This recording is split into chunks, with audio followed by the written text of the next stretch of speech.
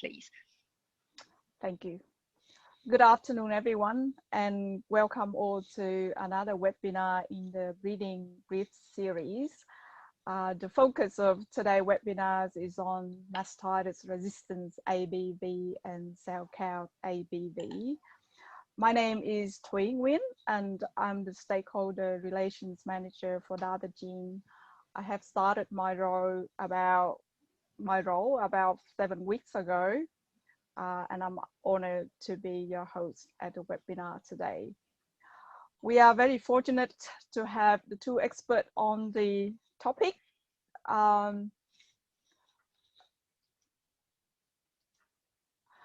Mary Abdelsaid, she is the scientist behind the mastitis resistance ABV. She's working with Datagene under the genetic evaluation team. We have Tim Humphries. Many of you probably know Tim. I don't need much introduction. He's a veterinarian and a farmer in the southwest of Victoria. Tim is milking about 400 cows, mainly Aussie Red and three-way crosses of Holstein, Jersey, and Aussie Red. So welcome, Mary and Tim. Thanks, Thuy.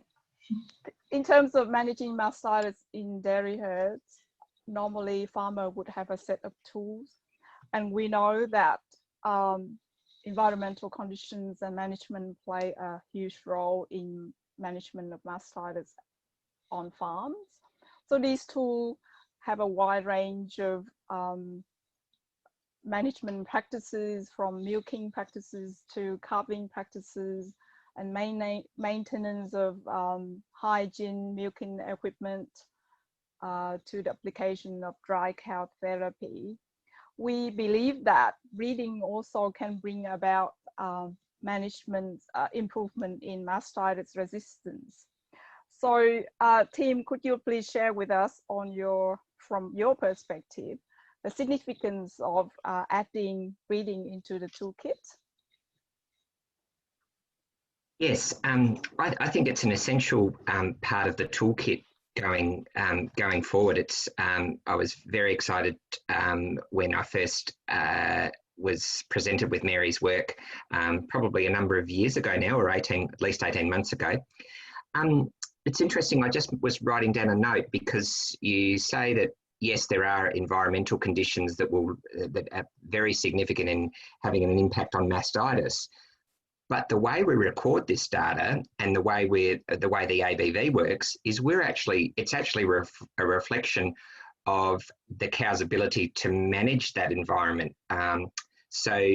Yes, it might be really wet, but a cow side by a bull with higher mastitis resistance, ABV, will have a higher resistance against mastitis, irrespective of in those same conditions, in those wet conditions. Does that would that be a fair comment, Mary?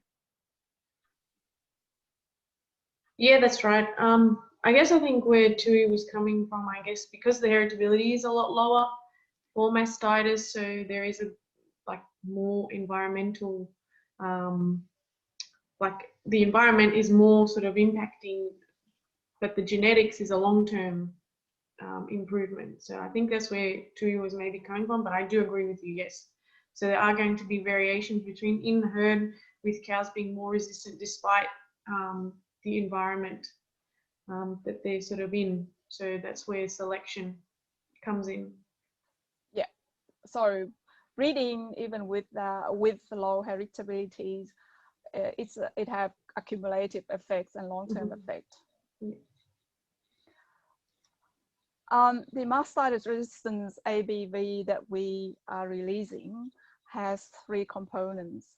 To build this ABV, Mary have taken into account clinical mastitis records, the 305 days somatic cell counts, and udder depth. So Mary, could you please elaborate, how did you come up with these 3s? How many did you actually try, and why you chose these 3? Sure. So we tried a combination of 19 different traits, and those 19 was sort of divided in 8 different somatic cell count traits and 10 other traits that go into the mammary sort of group. And the reason why we came up with these 3 is so we wanted to be very thorough and make sure that we choose the best model for the Australian system and environment. And so what we did was we first started with cell count, which what the industry has been using as an indirect selector, and sort of building on that. And so we wanted to also incorporate clinical mastitis records, and we were lucky enough to have the GINFO project, which gave us sort of a wealth of information and sort of, like I always called it, this golden nugget that we found. We hit gold with this information, and so we wanted to utilize that as best as we can. So we incorporated what the industry was doing already. So cell count is coming in. We wanted to see how beneficial direct clinical mastitis records is. So we added that into our model, and we found that the reliability actually increased. So the confidence in our breeding value increased. And then we thought, well, you know, udder components or udder structure is an important component as well with mastitis, and a lot of models in other countries have used that. So we thought, why not give that a go? And adding udder depth actually made it more made more improvements. And when we came to these 3, we tested around 20 different models. So we were very thorough, and we also chose or narrowed it down to the ones that were mostly correlated with clinical mastitis. So they have a relationship with mastitis. And we came to this multi-trait or 3 model having the best confidence in terms of producing a robust breeding value to target or to directly look at mastitis resistance.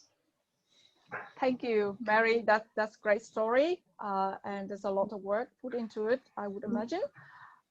In terms of heritabilities, I did mention a little bit earlier, mastitis resistance has slightly quite low heritability. It's about 5%. What that means is 5% of variants of the trait can be explained by genetics. It's low, but it does exist, and therefore it's possible to identify animals with better mastitis resistance. Tim, I have a question. I wonder if you use the genetic progress report at all, and if you do you see a source of, you know, a trend in mastitis resistance? For example, the up arrow next to the trait name that I've just shown at the bottom of the slide.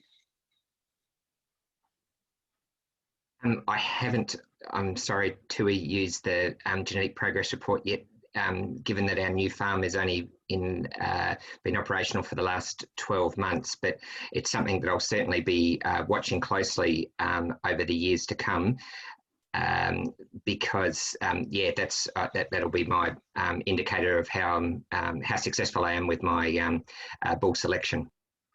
Great, Tim, and I look forward to seeing your genetic progress report as well with the up arrow there. Just a comment, Tui, on that. I can probably add to Tim's comment. It's Peter. Yeah. Looking at a lot of progress reports, what I see is farmers, once they start to select for it in their bull team, you see it reflected in the next crop of heifers, but then they keep doing it. So it becomes cumulative. So it's not something they do for 1 year and then back off. And you see some quite dramatic improvement or increase when they do it generation after generation. So part of the success of a low heritability trait is to actually keep doing it. So don't do it and back off. Keep doing it again and again. And we see some quite significant improvement where people continue to do that in multiple generations. So it really does work. Oh, thanks, Pete. That's a great comment. So it's important with breeding is just continue to select for what you aim at. So the principles to select for mastitis resistance is to identify bulls whose daughters are less susceptible to mastitis, and also females that are less susceptible. And the traits is breeding values are available for the bulls on the Good Bulls app or Good Bulls Guide, with the indication of reliability next to the breeding value. Tim, from your experience, even though your herd is just 12 months old,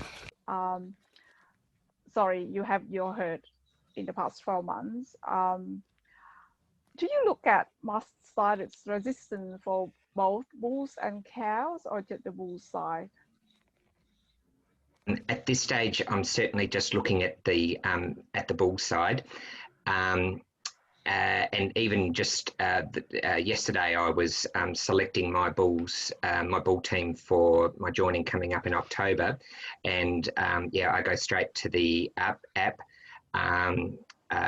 Using at this stage BPI, and then filter it. Then I use my filters, so I'll filter on daughter fertility, and then my second filter is on mastitis resistance. So my selection for a Holstein bull is to have a daughter fertility above 110 and a mastitis resistance above 105. That's great to hear, Tim.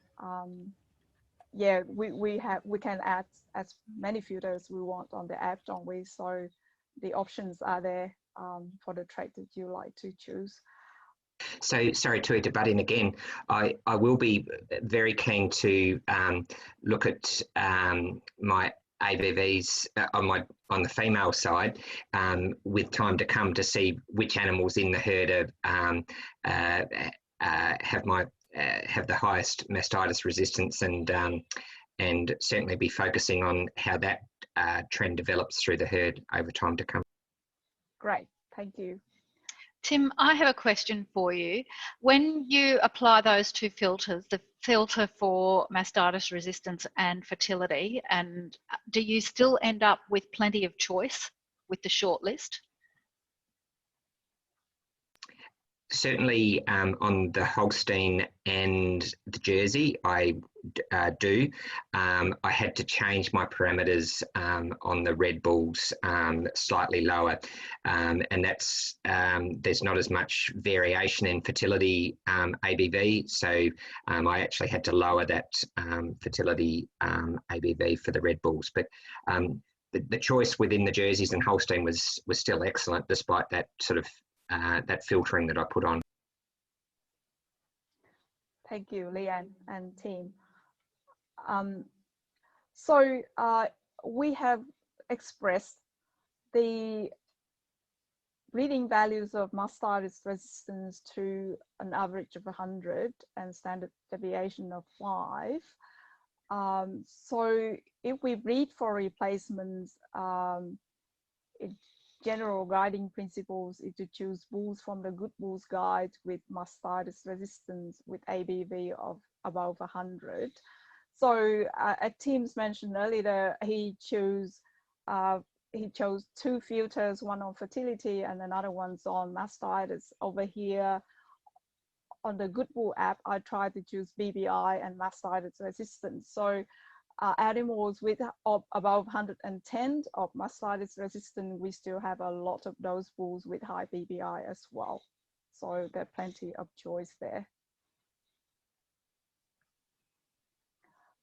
Reliability is the level of confidence that we have got on the ABV. With mastitis resistance, the average of the good bulls are 65%. The young genomic bulls about 65%, slightly lower because those bulls don't have information from their daughters just yet. With the bulls with 100 daughters or more, the confidence is really high and the reliability is about 96%. In terms of correlations with other traits, when we select for mastitis resistance, it will improve somatic cell count, survival, after-death and memory system, as Mary has explained earlier.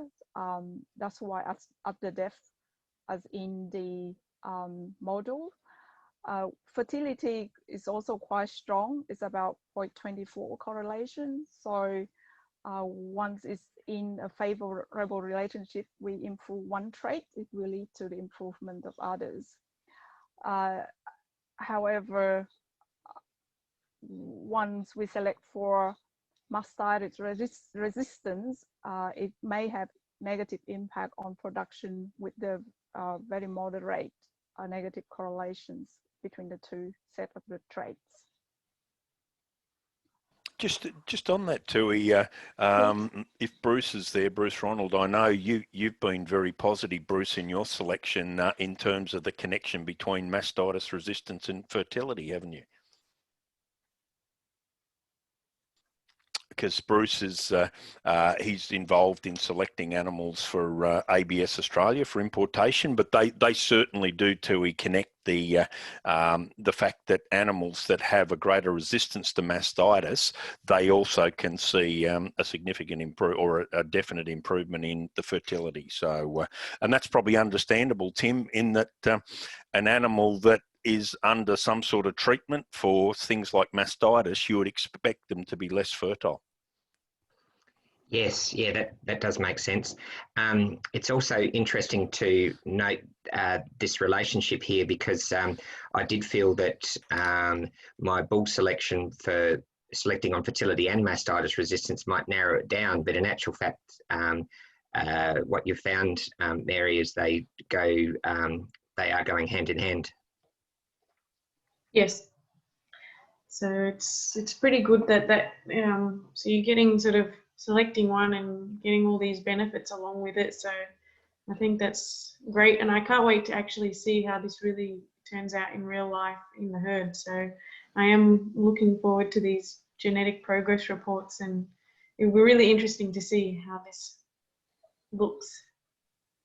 And part of that too, Mary, isn't it, going back to the breeding, is that if you do this generation after generation, it gets better, doesn't it? Like it actually reinforces the genes, and it actually increases the frequency of those genes that do have natural or resistance to mastitis. Yeah, that's right. So it's a cumulative effect. Yep. So as you sort of suggested, Peter, keep on doing it.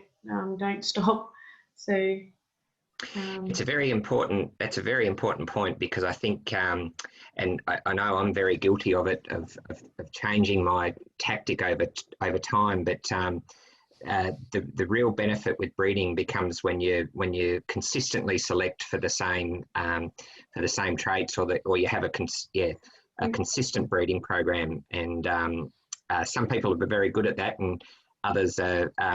It's easily to get waylaid along the way and change direction, but the real power is if you are consistent, wouldn't you say, Peter? Absolutely, yes. And what you find, it's just a natural gain. So, for instance, Tim, you mentioned just now that you're experiencing some quite wet conditions in Western Victoria. Now, you can't control that. So, in other words, your farm will get wet regardless of what you do. So, but the cows react to that. If you've improved their natural resistance through breeding, you'll find less cows will be affected by those natural changes. So it really is a great thing from the point of view that it's something you can control, it's something you can add to, but it gives you that buffer when Mother Nature decides to throw a few curveballs at you. Yeah, it actually, on that point, sorry, like if I'm coming back to it, but Peter's like, that's a good point, because it'll actually be even good to see the antibiotic trend. Is it going down like with that? So that's another interesting point to look at. I would guess so. Would it, once the herd have less mastitis incidents, then the use of antibiotics will become less and less. Is that right, Mary? Yeah. Bruce, are you there? Would you like to comment on Pete's question? No, Bruce might be taking some orders for some high mastitis resistance bulls. Oh, he's searching for. But certainly, Tui. Sorry, guys, I actually missed that. I had an urgent call I just had to go on to, so I missed that conversation. That's all right, Bruce. What we're saying is the connection between mastitis resistance and fertility, and I know you've been very, you've made that connection, particularly with the research that there is that strong connection between mastitis, and you've been advertising that obviously with bulls, the connect between the two, mastitis resistance and fertility. Yeah, it's interesting because Global's done a lot of research on this as well, and we've been using a little bit of that to promote the mastitis resistance. And certainly they're finding that there is, seems to be some of the fertility related to that as well. So, yeah. Thank you, Bruce. That's a great news. I move to the next slide. We have a change in relative emphasis over time in terms of cell count and mastitis. The traits were introduced in 2001, and it contributes about 4% to the index. And now in 2020, in December, we are going to implement a new BPI index with about 13% contribution from cell count and mastitis. You see the pink sort of blocks in the columns. They are cell counts and mastitis contribution into the indices. And for Jersey, it's about 13%.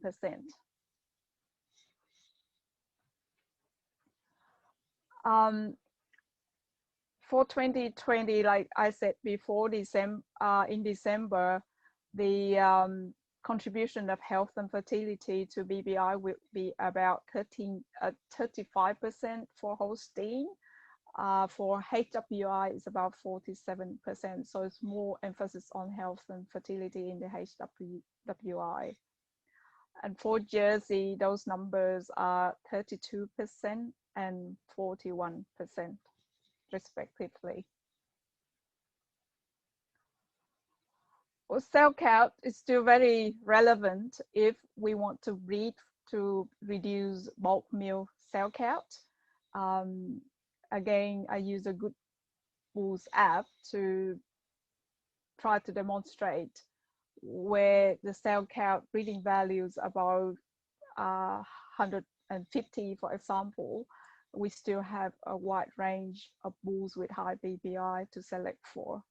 The choices are available. This information can be accessed via the Good Bulls app or DataVet. So we can download the Good Bulls app from the store. For iPhone, use the Apple Store, and for Android, use the application store. For DataVet, we can log on into the website and look for bulls and cows in the public release April, August, and December. For more information, live fact sheets and tech notes, these are available on the DataGene website in the learning resources. So you're welcome to visit. And these are very short and brief, easy understand documents. Finally, I like to acknowledge Dairy Bio, Agriculture Victoria, Gardner Foundation, and Dairy Australia for their contribution. Special thanks to data suppliers, those farmers with classified cows, breed organization classifiers, wool companies who supply LTEs, herd test centers, and dairy software providers. Thank you for your attendance today, and also for the conversation today, Pete and Tim and Mary. Thank you very much. Thanks, Tui. Thanks, everyone. It's time for questions if anyone have any questions. Just a point, Tui, just to finish on as well, and Tim can probably comment as a milk producer. It is the one trait, Tim, that has a very high economic cost, doesn't it? Like, in other words, if you've got cows with mastitis, you've not only got your treatment cost, but you've also got the cost of that cow coming out of the vat, the milk coming out of the vat, but you've also got the penalties that you incur if that cell count gets too high, isn't it, at the milk factory? Yes, that's correct. It's certainly and from my perspective, Peter, and many herds are probably in this category now where their cell count is well controlled, so they're not experiencing cell count penalties from the factory. Clinical cases still seem to be are still having issues with clinical cases, and the clinical cases themselves cost a lot, from the treatment cost to the withholding of milk to the potential contamination of antibiotics in a vat. So that, yeah, it's a big cost, and from my perspective, that's why I did over a period of time I gained a lot of confidence using the cell count ABV. But now in my herd and my situation, I feel the mastitis resistance ABV is far more applicable to my herd than the cell count. I mean, I know it's still a contributing factor, but it's why I'll be focusing on mastitis resistance ABV rather than the cell count ABV. No, great comment, and great way to finish. It certainly is a significant trait. Yep. Yeah, that's why the emphasis is increase over time, Pete. Absolutely, yes. Yeah. Yes. If there's no more questions and comments, then I would like to close. I'd just like to, sorry, Tui, I'd just like to Tim, say thank you very much to Mary from a farmer. It's great to have the results of science come through to be able to be utilised on farm. So I really appreciate all your work that you've put behind the mastitis resistance ABV, and I hope you take some enjoyment out of knowing that it's going to get well used in the field. Yeah, no, I think that's the most exciting thing, that it's getting used, and it makes me very happy. And also, I think it's a joint collaboration. So I couldn't get where I get to this mastitis resistance breeding value without a farmer's input and having these clinical case records. So please continue to record them, because they're very, very helpful. So that's another important point, is continue to record, because they will be very, very beneficial in the future. So great job. And the great prediction with that, Mary and Tim, too, is that because of the work that's been done, we can also extrapolate that and predict genomically. Mm-hmm. So we can actually take a genomic sample now, Mary, from a young bull. So this is a bull without milking daughters. We can actually look at the gene or the genetic makeup of that bull, and we can predict these traits on these young bulls. So what it is now, Tim, is that we've got this new generation of young bulls that Bruce and other companies like that are bringing through, that are actually set ready to go. So we don't have to go through the trial and error with them. We've already made the prediction at a very young age, which is the same as what farmers can do with their cows. Genomically testing and their heifer predictions are just as accurate. Yeah, and that make the gain happens a lot quicker, right, Pete? No, exciting time, Tui. Yeah, great. Thank you, everyone. Thank you so much, everyone. Thanks. Thank you very much. Thanks, everyone. Bye. Bye. Bye.